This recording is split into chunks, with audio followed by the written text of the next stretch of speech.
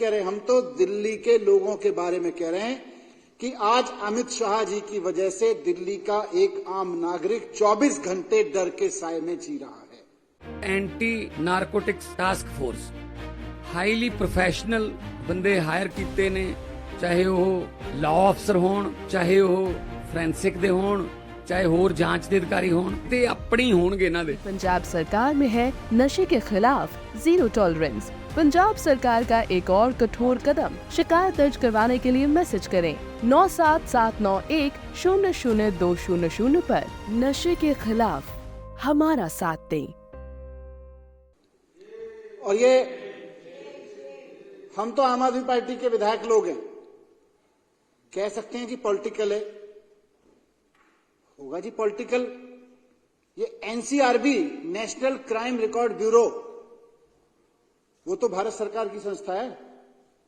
NCRB का data कह रहा है कि दिल्ली में हर 20,000 परिवार पर 1832 परिवारों में अपराध की घटनाएं हो गई।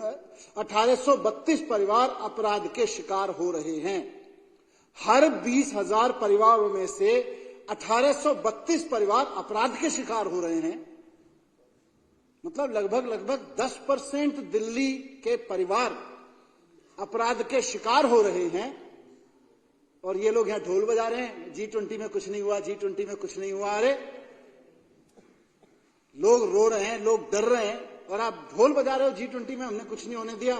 अरे अगर तुम इतने ही अच्छे हो तो पूरे हर दिन को G20 का दिन बना दो ना। दिल्ली के लोग भी तो G20 से ज्यादा इंपॉर्टेंट है। और ये जो हर 20,000 परिवारों पर लगभग 2,000 अपराध हो रहे हैं, ये तो मर्डर, रेप, धमकियां, गोलीबारी, इसकी बात कर रहा हूं मैं।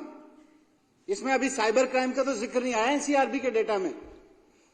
अगर आप दिल्ली में सामान्य लोगों से भी बात कर लो, किसी गली में, लोग बताएंगे भाई मेरे फोन पे फोन आया, मैसेज आया, मेरा फोन हैक कर लिया, मेरे फोन में 500 नंबर थे, मेरे फोन में 1000 नंबर थे, सबको मैसेज भेज दिया, मैं बड़ी मुसीबत में हूं, 20,000 रुपए ट्रांसफर कर दो, 50,000 रुपए ट्रांसफर कर दो।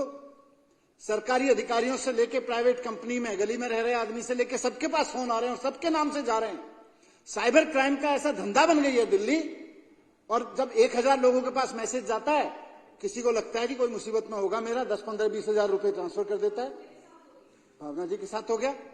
मेरी एक साथी है, मेरे साथ काम करती है, कल वो मुझे बता रही थी, हालत इसलिए नहीं है कि उसके फोन में 10-15 हजार फोन है, पुराने समय से चले आ रहे हैं, सबके पास मैसेज भेज दिया, 50,000 रुपए ट्रांसफर करा दो।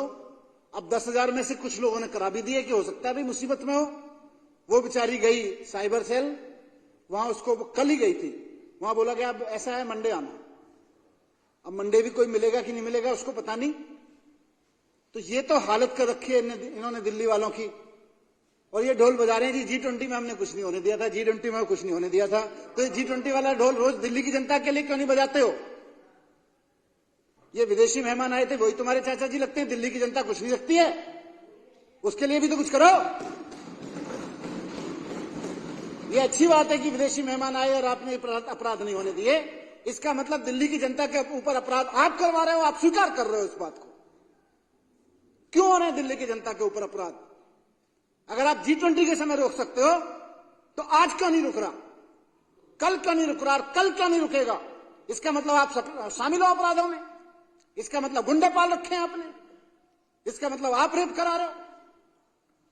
तो इसका मतलब ये तो स्वीकृति है कि देखो हमने G20 में नहीं होने दिया था और अब हम रोज करा रहे हैं। इसका मतलब ये भी है। क्यों करा रहे हो भाई? दिल्ली के लोगों से इतनी नफरत, दिल्ली के लोगों से इतनी हेट आपको कि उनको अपराध की राजधानी में रखोगे आप खुद सोचो तो सही, आप क्या बोल रहे हो? अध्यक्ष महोदय, महिलाओं के खिलाफ एनसीआरबी का डेटा है, ये मेरा नहीं है, कोई पॉलिटिकल पार्टी का डेटा नहीं है, इन्हीं की भारत सरकार का डेटा है। महिलाओं के खिलाफ अपराध के 14,158 मामले दर्ज किए गए, जो देश के 19 महानगरों में सबसे ज्यादा हैं। इनमें से 1204 बलात्कार के मामले शामिल हैं, यानी कि प्रतिदिन कम से कम 3 बलात्कार हो रहे हैं दिल्ली में। और ये तो रिपोर्ट हो रहे हैं। और जो मैंने 20,000 परिवारों पे 1832 का डेटा बताया, आप ये भी देख लीजिए कि एनसीआरबी कह रही है कि हर 20,000 परिवारों में से 1832 परिवार किसी ना किसी अपराध का शिकार हो रहे हैं।